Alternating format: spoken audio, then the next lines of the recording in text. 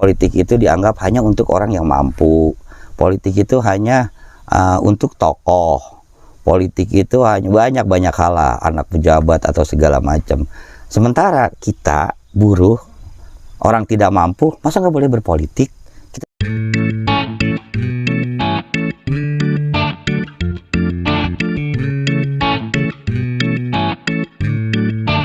Selamat siang, balik lagi ke channel Terus Terang. Kali ini kita bersama tamu spesial kita, ada Bang Obon Tabroni, anggota Komisi 3 DPR RI, Bang, dari Partai Gerindra. Kita ada di Jonggol ini, tempatnya Bang Obon. Di belakangnya ada gunung, keren banget. Ini tempatnya asik. Nah, kali ini kita akan ngobrol sama Bang Obon.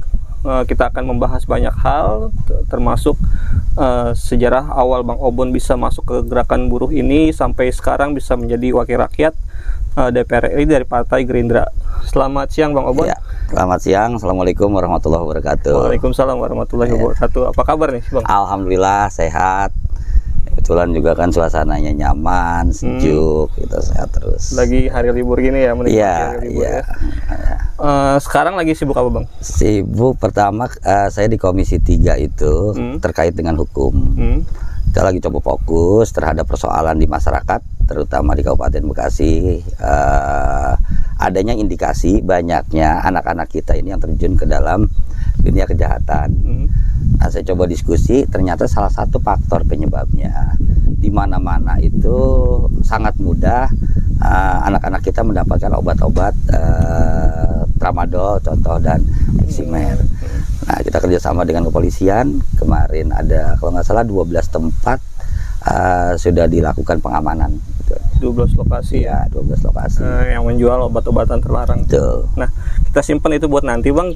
Sekarang mungkin banyak yang belum tahu nih, Abang ini kan salah satu tokoh buruh nasional ya. Kita mungkin banyak yang belum tahu ya, bagaimana sih Abang bisa memulai terlibat dalam aktivisme di buruh ini gitu Bang. Mungkin bisa diceritakan awal mulanya dari Abang, mungkin kerja di mana terus bisa kok terlibat gitu Bang. Ya, latar belakang saya lahir dan besar di sebuah tempat di Pebayuran, Utara Bekasi. Dari keluarga, ibu dan bapak saya seorang guru, kemudian kakek saya juga seorang guru. Salah satu yang saya dapat dari beliau-beliau adalah tentang kepedulian sosial ke masyarakat, kondisi segala macam. Ya, lingkungan saya kan lingkungan yang tidak terlalu banyak orang yang mampu. Dari kecil saya sudah diajarkan untuk berempati segala macam. Kemudian lulus sekolah, sekolah menengah atas, saya merantau ke Jakarta. Yang pertama saya lakukan adalah saya diajak ke teman saya kerja, itu bukan kerja, jualan, tahu nggak Abu Gosok tuh? Abu Gosok. Barang-barang rongsokan. Ya, bergaulan saya dengan pemulung segala macam. Situ saya lihat kok realitasnya nggak adil banget sih dunia. Di satu sisi orang yang sangat luar biasa mampu, di satu sisi banyak banget orang yang tidak mampu. Kemudian saya juga pernah selain di situ bekerja di bikin pompa tuh, ngebor air itu ya, ngebor air. Dulu kan manual. Dulu itu, kalau sekarang kan pakai mesin. Masih digejek gitu ya. Itu juga sama. Jadi sejak saya kecil, kemudian saya beranjak dewasa, kemudian saya bekerja, selalu banyak di lingkungan orang-orang yang tidak mampu. Yang itu membuat saya melihat realitas di masyarakat. Ya, mereka harus dibantu gimana pun caranya. Nah, setelah itu industrialisasi di Bekasi masuk tahun 90-an. Iya, saya generasi pertama coba-coba daftar dan langsung lolos. Tepatnya saya bekerja di PT Panasonic. Di mana dulu Bang? Di MM 2100. Oh, MM itu udah ada. Iya, Panasonic tahun 91. Jadi perusahaan yang memproduksi video, memproduksi kamera, TV dan yang lain-lain. Selama bekerja di Panasonic, jiwa saya itu nggak hilang terhadap kepedulian sosial. Saya lihat teman-teman, mereka bekerja dari pagi, dari subuh sampai sore, sementara pendapatan yang mereka dapat rasanya tidak cukup adil. Kemudian saya diberangkatkan ke Jepang. Di Jepang saya lihat juga kontradiksi betapa gaji seorang presiden direktur dengan gaji pekerja, terutama di Indonesia ini rentangnya jauh banget. Kalau nggak salah di pegawai negeri itu 1:13 antara gaji terendah dengan gaji yang tertinggi. Sementara di perusahaan swasta itu bisa ada 1 sampai 100. Kalau sekarang misalnya upahnya mereka 4 juta, itu ada sampai 0,5 miliar itu ada untuk CEO-nya. Ya lagi-lagi kok nggak adil. Akhirnya saya bersama teman-teman, kita diskusi, disitulah mulai kita bentuk perkumpulan kecil, kemudian kita bentuk serikat pekerja, cuma hanya berfokus pada tempat saya bekerja. Itu aja. Di tempat saya bekerja ya relatif bagus akhirnya. Jaminan kesehatan juga bagus, upah juga bagus, bonus, jam kerja, dan perlindungan terhadap PHK. Cuma kok rasanya saya hanya berbuat kok hanya di lingkungan pabrik saya aja. Sementara di tempat pabrik lain itu kan banyak yang harus dibantu. Nah dari situ bersama rekan-rekan kita akhirnya membentuk SPMI. Saya tahun 99 menjadi ketua di SPMI Kabupaten Bekasi. Kabupaten Bekasi saya berjuang bukan hanya untuk lingkungan kerja saya, pabrik saya, tapi seluruh buruh di Kabupaten Bekasi. Ya alhamdulillah. Ya mungkin dengar kan waktu itu peningkatan upah segala macam outsourcing, kemudian kontrak dan yang lain-lain. Selesai dari Bekasi saya masih berpikir, kok lingkup gua kecil banget sih? Cuma Kabupaten Bekasi. Padahal Kabupaten Karawang, Kabupaten Bandung, Kabupaten segala macam pasti teman-teman buruhnya kan butuh apa yang namanya pembelaan. Kemudian saya di tahun 2003 saya menjadi ketua di Jawa Barat. SPMI seluruh Jawa Barat. Mulailah saya berjuang untuk bagaimana buruh Cirebon, buruh seluruh Jawa Barat. Saya masih berpikir, kok nilai hidup gua kok kecil banget sih, cuma se-Jawa Barat. Padahal Jawa Tengah, Jawa Timur, dan banyak wilayah lain itu kan banyak yang harus dibela. Nah kemudian saya masuk di nasional. Di nasional. Tahun 2008 lah kurang lebih saya menjadi salah satu pengurus di nasional. Nasional saya berbuat untuk Indonesia segala macam. Dan saya juga berpikir karena saya tuh nggak pernah puas membela satu kelompok atau satu wilayah tertentu. Ya gue sekarang berada di nasional, lingkupnya adalah buruh seluruh Indonesia. Tapi kok hanya buruh aja, Padahal petani, pedagang kecil, rakyat miskin kota itu kan masih butuh juga yang harus dibantu. Mulailah saya bicara tentang politik. Politik saya mulai tahun 2015. Karena saya pikir semua kebijakan itu pasti muaranya adalah politik. Kita bicara petani tentang pupuk, itu kan politik. Kita bicara upah buruh, politik. Kita bicara persoalan guru honor, itu politik. Kita bicara tentang kualitas pendidikan, politik. Jalan-jalan yang rusak, politik. Bahkan sekarang lagi rame minyak kelapa sawit aja kan yang itu politik. Jadi BBM segala macam, listrik itu nggak akan lepas dari politik. Nah saya masuk teman-teman, cuma kan gini, saya itu nggak ada latar belakang politik. Keluarga saya bukan keluarga orang bermampu. Kemudian pengalaman saya di partai politik juga hampir nggak ada. Karena dalam hidup saya terus fokus. Ketika saya fokus pada persoalan buruh, saya di situ aja. Saya abai terhadap persoalan masyarakat. Tapi ternyata masyarakat juga kan banyak yang harus dibela. Makanya saya mulai 2017 kita bersama teman-teman, ya udah kita coba bicara Bekasi aja dulu, cuma bukan dari satu sisi. Dari sisi yang lain harus kita benahi. Yang tadi infrastrukturnya Bekasi, persoalan masyarakat dan yang lain-lain. 2017 saya menjadi calon bupati independen. Ya, itu adalah kiprah politik saya yang pertama. Saya baru paham, oh ternyata politik itu gini. Politik itu ya berbagi dengan yang lain, kemudian segala macam. Dunia politik itu saya mulai iniin. Tapi saya bertekad, bagi saya apapun itu hanya sebatas alat. Saya bicara SPMI, ketua SPMI, orientasinya adalah alat saya untuk membela. Saya menjadi pengurus nasional adalah alat bagi saya untuk membela. Karena kan kekuasaan kan harus. Tanpa ada kekuasaan, kita kan sulit untuk berbuat. Betul. Nah, pun di Kabupaten Bekasi, menjadi bupati itu bukan karena saya menjadi segala macam. Tapi bagi saya, menjadi bupati itu alat untuk mencapai tujuan bersama masyarakat Bekasi. Di situ saya bisa lebih banyak berbuat untuk banyak persoalan. Karena sebagai bupati tentu mempunyai hak untuk mengeksekusi, mempunyai hak untuk merencanakan, mempunyai hak untuk banyak hal lah.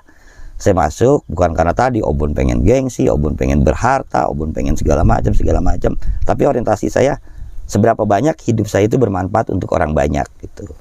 Nah, ini menarik Bang, ketika tahun 2017 menjadi seorang calon independen ya, perseorangan ini kan sulit ya. Maksudnya mengumpulkan 130.000 KTP ya.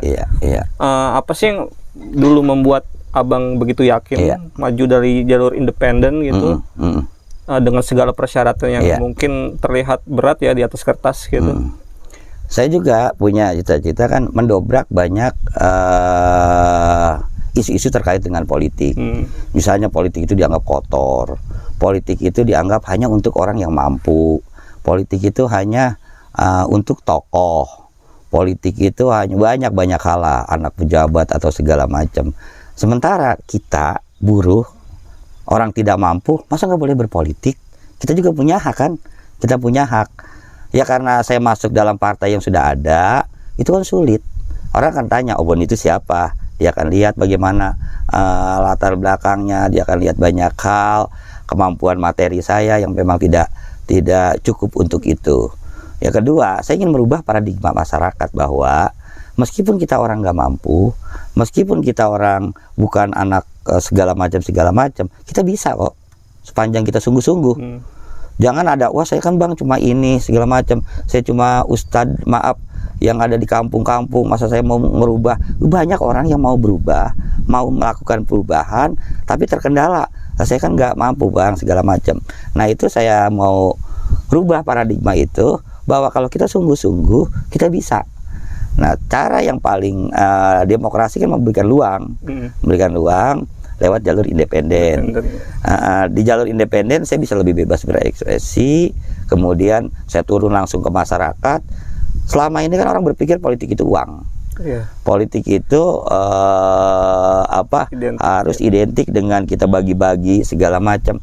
Ternyata enggak kok, enggak. Saya turun ke masyarakat, nyapa masyarakat, diskusi, saya tolong bantu saya segala macam dengan dengan KTP. Mereka ikhlas memberi, tidak ada transaksi yang sifatnya rupiah, tidak ada sesuatu saya membeli, sehingga tim saya mampu untuk itu.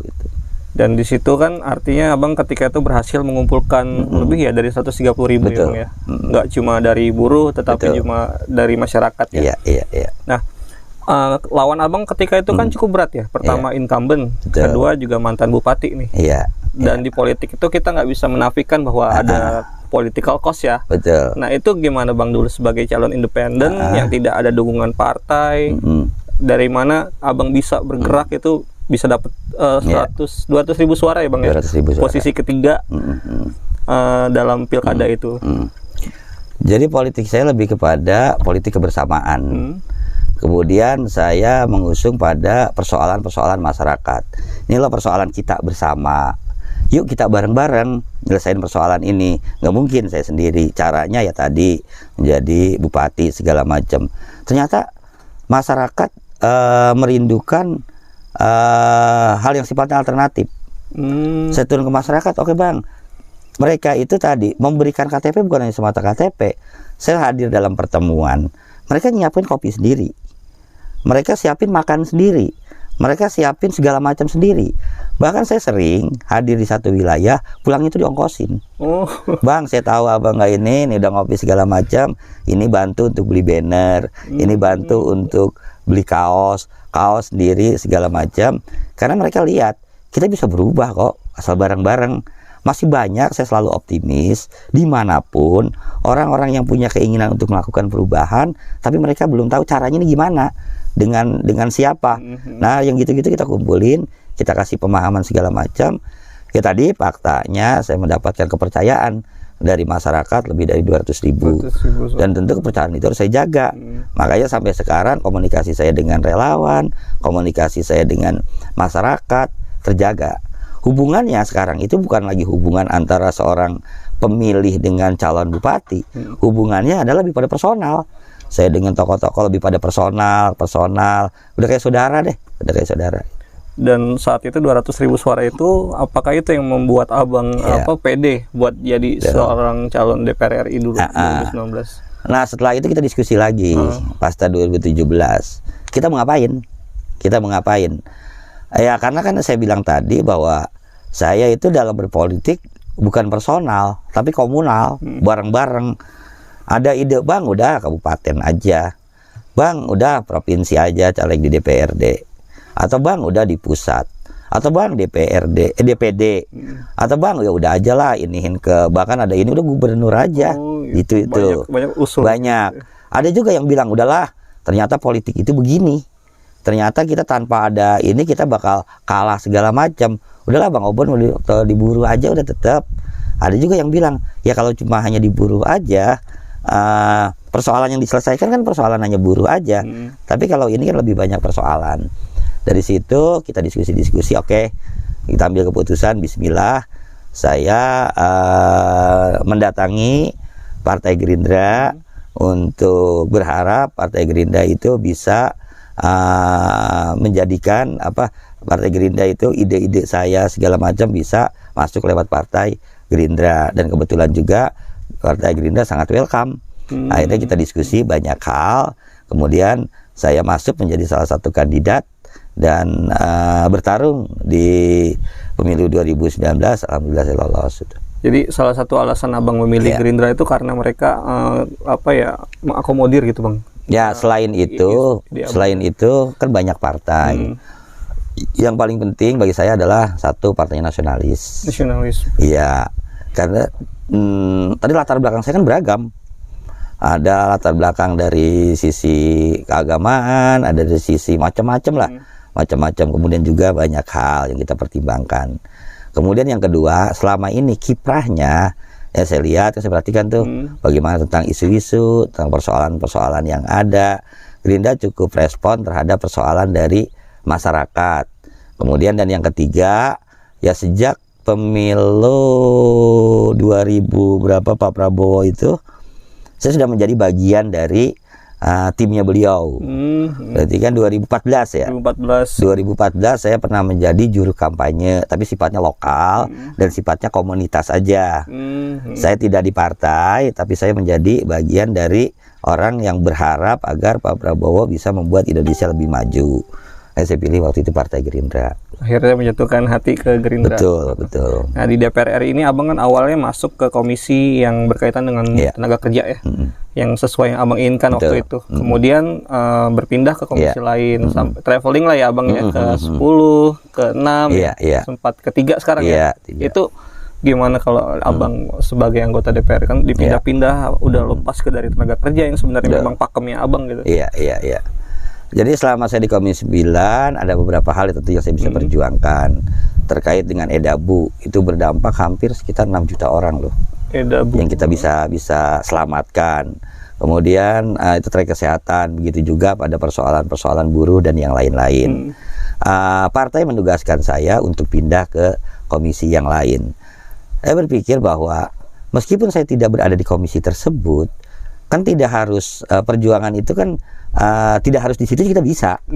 Kita bisa sampaikan lewat sahabat-sahabat kita yang di Komisi 9, Bang, ini loh ada persoalan, ini segala macam, Abang perjuangkan atau yang lain-lain.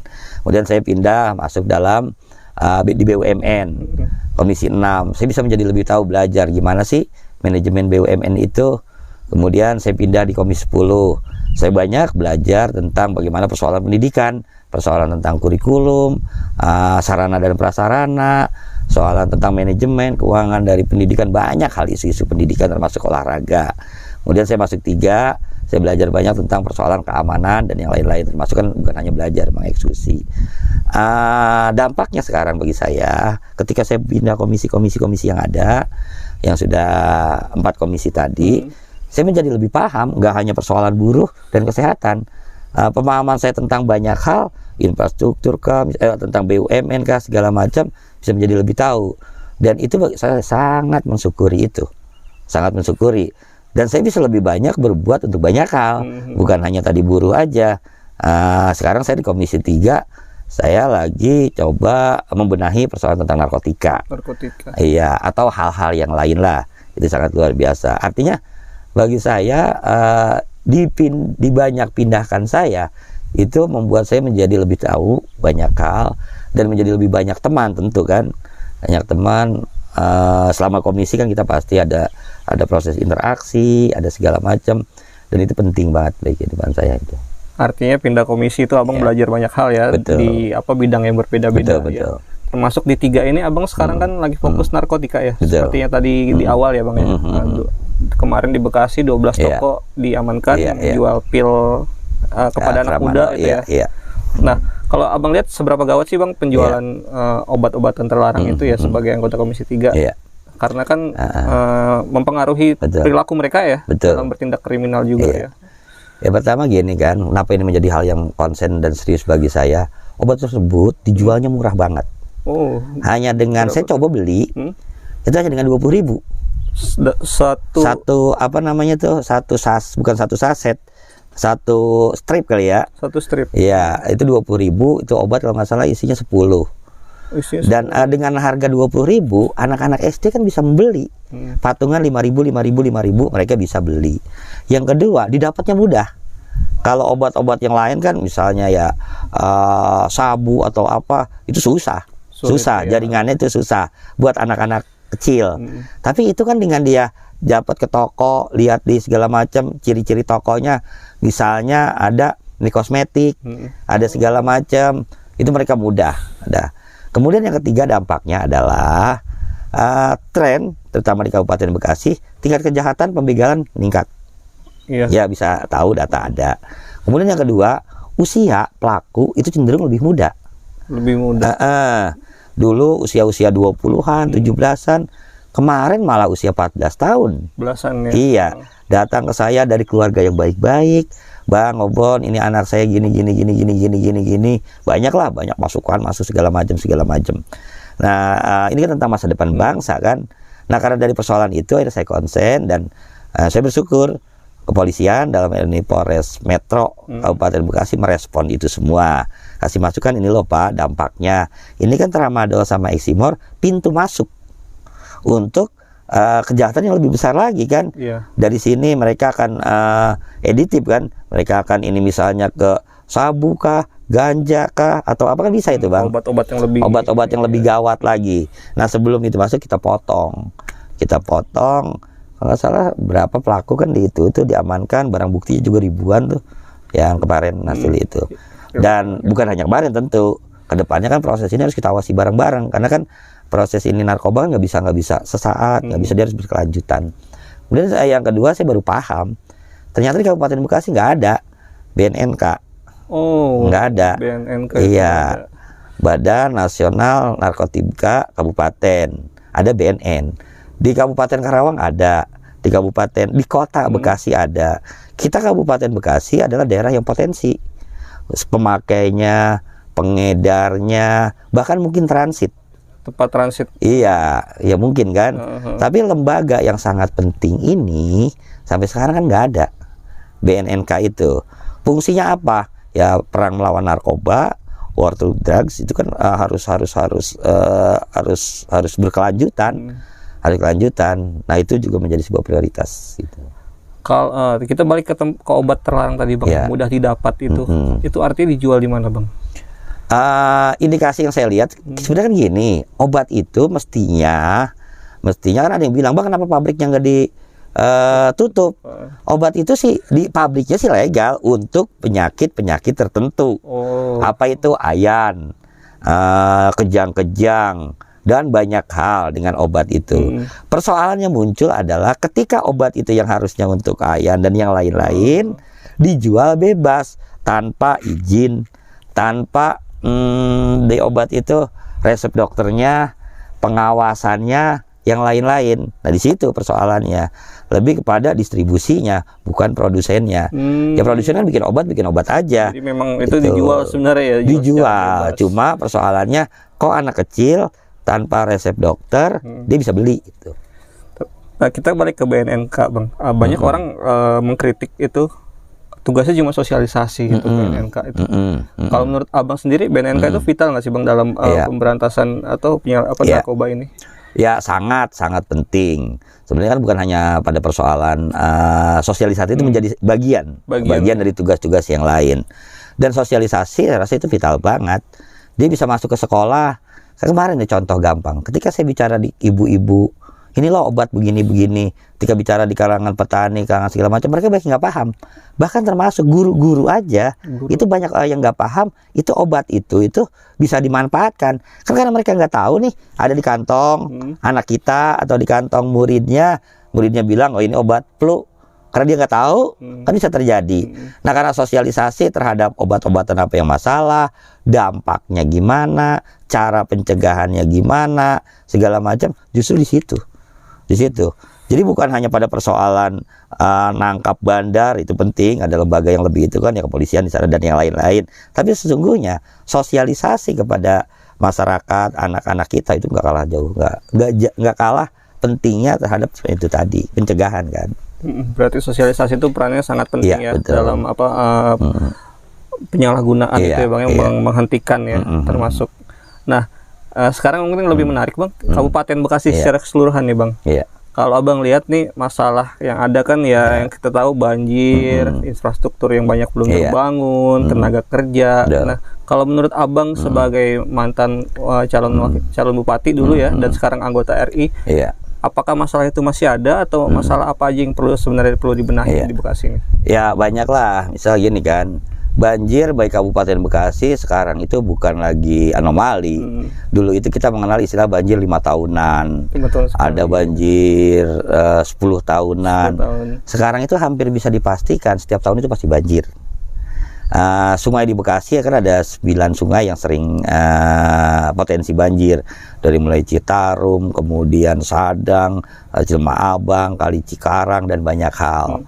Padahal ketika bicara dampak banjir, bukan hanya persoalan ya kerendam itu persoalan, tapi banjir kemarin hitungan saya itu ratusan miliar petani di utara gagal panen hanya karena sawahnya itu kena banjir. Yang keduanya lagi, Bekasi adalah kawasan industri. Berapa ratus miliar proses distribusi barang tersendat karena banjir, yang harusnya PTA menjadi PTB karena banjir tersendat. Belum lagi kerugian nyawa, kerugian harta benda, infrastruktur dan yang lain-lain. Ini menjadi persoalan serius. Gimana penanganannya? Ini contoh gampang aja. Terus saya bilang kan penanganan Kali Sadang beda dengan Kali Cilema Abang beda dengan Kali Cikarang, beda lagi dengan Kali Cijambe dan yang lain-lain. Kita bicara yang banjir yang selalu besar itu kan karena Citarum data yang ada kemarin itu banjir tahun kemarin ya satu persoalan tanggul Citarum di titik-titik tertentu, pemasangan tanggul segala macam itu kurang layak lah. Harusnya kan dikasih beton kemudian baru dibangun tanggul. Ini kan enggak, langsung aja bangun tanggul. Kemudian yang keduanya lagi kaitan dengan Citarum, kekuatan tanggul, yang kedua sumber airnya. Orang kan selalu orientasinya Citarum, padahal kemarin analisa saya justru yang sering diabaikan adalah Cibeet. Iya, Citarum itu dari hulu dia melalui dari mulai jembatan Saguling, Cirata, Jatiluhur dan dipecah di Walahar dan yang lain-lain. Artinya banyak. Sementara kali Sungai Cirata dari Bogor itu kan los tidak ada kontrol, ya. Dan debit air itu lebih banyak Cirata. Bertemunya di Kecamatan Cikarang Timur. Ketemunya. Jadi Kali Cibeet dari selatan, dari timur itu Kali Citarum bertemu. Dan ke utaranya Kecamatan Pebayuran, Kedung Waringin, Cabang Bungin, Muara Gembong, kedampak. Itu Citarum. Belum lagi Kali Cikarang. Cikarang itu Kecamatan Sukatani, Kecamatan Cikarang Utara, Cikarang Barat. Kalau salah hitungan saya Kali Cikarang itu mungkin tidak kurang dari 7 kecamatan kena Kali Cikarang. Itu strategis banget. Nah, lantas dengan strategisnya Kali Cikarang, begitu juga Citarum, apa sih upaya pemerintah? Entah itu dalam bentuk misal yang relatif gampang lah, tanggul tinggi atau segala macam. Kalau bicara ke depannya tentu kita bicara tentang penghijauan. Bicara ke depannya lagi kita bicara merubah pola pikir masyarakat supaya membuang sampah dan yang lain-lain. Tapi langkah-langkah itu harus dimulai dulu. Kita mulai dari mana dulu? Yang gampang tadi lah, yang gampang gitu. Kemudian tentang persoalan kemacetan. Saya sering bilang nih ya. Ini ya.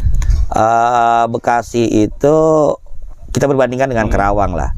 Kalau dari Tanjung Pura Kerawang menuju Johar, Karawang itu punya 5 jalan loh. Sementara kalau dari Lemah Abang mau ke Tambun, Kita punya berapa jalan tuh? 2, 3 ya Pak? 2 ya? Iya, paling Kalimalang dan jalan utama. Iya. Karawang kan bisa jalan baru, bisa lewat jalan bebas, bisa lewat Gempol, bisa lewat di kawasan. Yang apa sih penyelesaiannya, gampangnya gini aja lah kalau bicara tentang kemacetan. Bagaimana mengintegrasikan jalan-jalan yang sudah ada? Contoh paling gampang nih, paling gampang. Kalau kita lihat asrama Jababeka, seandainya Jababeka membuka ruang bagi masyarakat Cikarang Utara dan yang lain-lain, artinya membuka ruang kawasan Jababeka itu jangan eksklusif. MM jangan eksklusif. Kemudian Delta jangan eksklusif. Kemudian mana lagi kawasan ya Egypt jangan eksklusif. Kalau itu kawasan mau berbagi, karena salah satu penyumbang kemacetan adalah kan industri. Salah satu.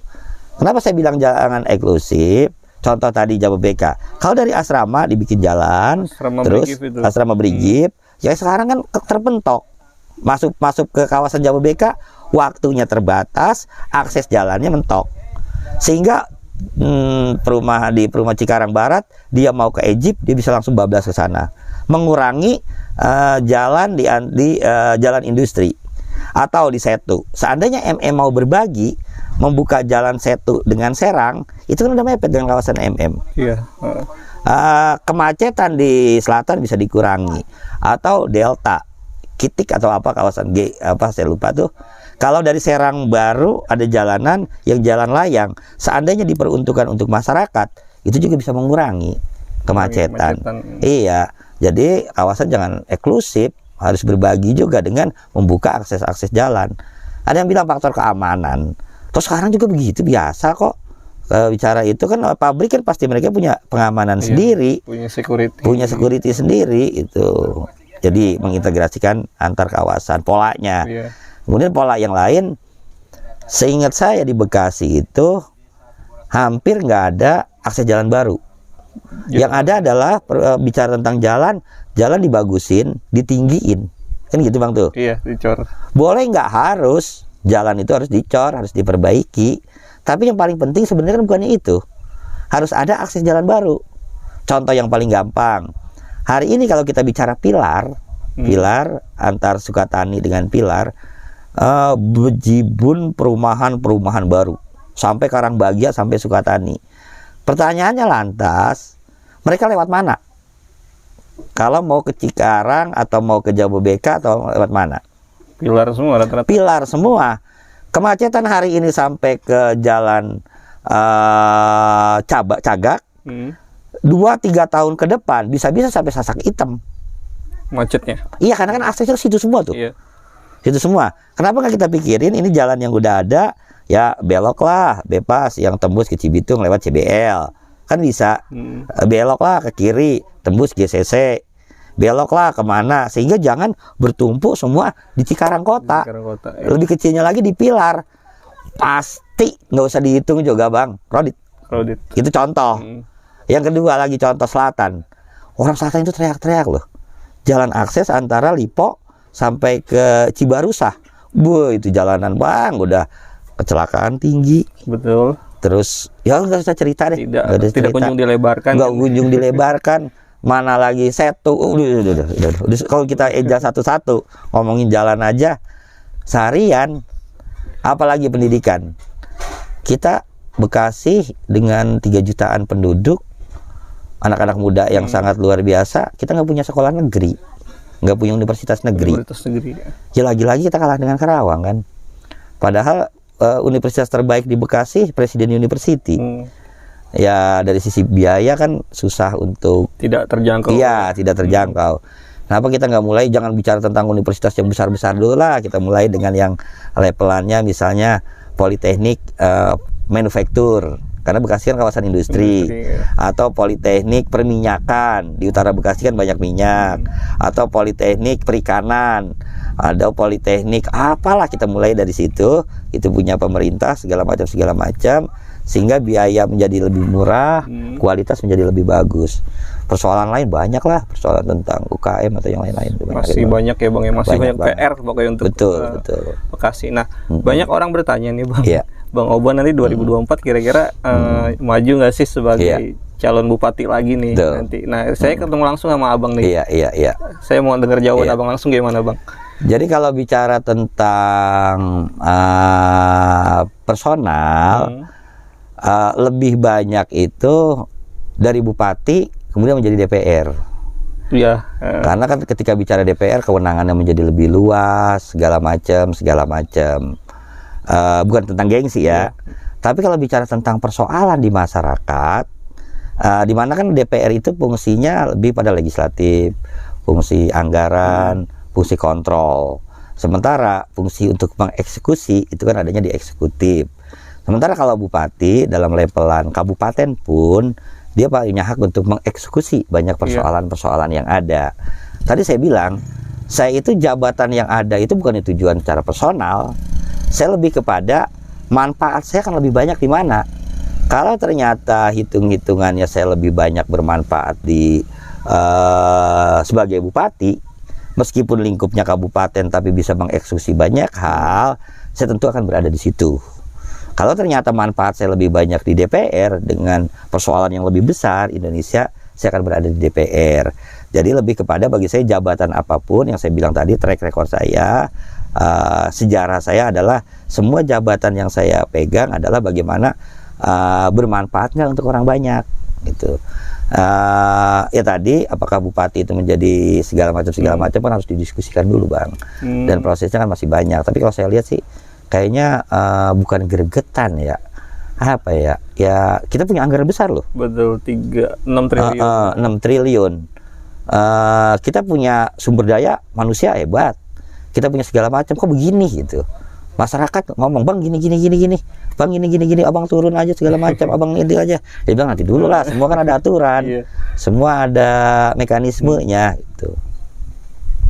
Berarti artinya ya belum terpikir ke sana ya, Bang ya. Cuma kalau ada kesempatan gimana, Bang? Betul. Kalau ada kesempatan dapat rekom Bang Obon maju sebagai bupati. Betul. Gitu. Ya sekarang ini sampai 2024 saya bekerja aja dulu. Oh iya. Kan PR banyak yang belum selesai. Kemudian setelah itu di 2024 saya berbeda dengan yang lalu. Kalau yang lalu kan independen itu kewenangan mutlak ada di pada masing-masing personal. Kalau sekarang kan mungkin partai punya pertimbangan lain, mungkin juga masyarakat juga punya pertimbangan lain. Tapi kalau misalnya partai punya pertimbangan, sebagai salah satu kadernya, Partai Gerindra merekomendasikan saya untuk maju menjadi calon Bupati Bekasi, saya akan jalankan amanat itu, rekomendasi itu dengan sebaik-baiknya tentu. Artinya potensi itu ada ya, Bang ya, untuk memimpin Kabupaten Bekasi ya. Iya. Jadi calon bupati. Gitu betul. Nanti. Semua kita ini partai. Nah, betul. Sekarang kita bicara ke buruh lagi, Bang. Ada perwujudan manifestasi yang baru nih di buruh di Go Politik bahwa mereka membentuk partai buruh dengan Presiden Pak Said Iqbal ya. Nah, Pak Said Iqbal itu sempat bilang, "Ayolah buruh-buruh yang di legislatif kembali ke rumah." Abang sendiri kan udah banyak nih isu Bang nanti akan balik atau tidak gitu. Apakah akan menyambut ajakan Presiden Partai Buruh gitu. Nah, Abang sendiri gimana, Bang? Menyikapi banyak desas-desus itu. Pertama tentang Partai Buruh, saya rasa itu bagian dari strategi yang luar biasa. Buruh mendirikan partai. Kenapa itu strategi luar biasa? Karena kan bicara kepentingan buruh pasti yang saya bilang tidak lepas dari kepentingan politik. Kita selama ini saya suarakan, cuma dengan hanya segelintir orang tentu tidak begitu maksimal. Timbang dengan ada satu partai yang fokus aja di situ aja.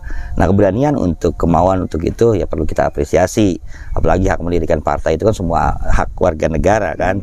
Nah, tentang perjalanan kan masih ada proses. Betul. Dari mulai proses pencatatannya, legalitasnya, kemudian banyak proses yang dilakukan oleh teman-teman dari Partai Buruh untuk itu. Ya lantas saya gimana? Ketika bicara latar belakang saya buruh, saya akan lebih kepada bukan tentang tapi lebih kepada isu-isunya. Isu buruh saya tetap akan suarakan. Saya berada di partai ini juga tetap akan saya suarakan. Apakah mungkin Bang Obon kembali ke Partai Buruh? atau segala macam, bukan kembali sebenarnya. Jadi kan harus dibedakan antara partai dengan organisasi. Betul. Apakah bisa kembali? Ya sangat mungkin saya kembali kepada organisasi. Bisa terjadi saya ada di partai buruh. Tapi itu bicara tentang andai-andai kan. Yang hari ini saya ada di partai Gerindra, tentu segala kebijakannya saya akan ada di situ. Ya berjuang bersama partai Gerindra, itu prosesnya juga masih panjang.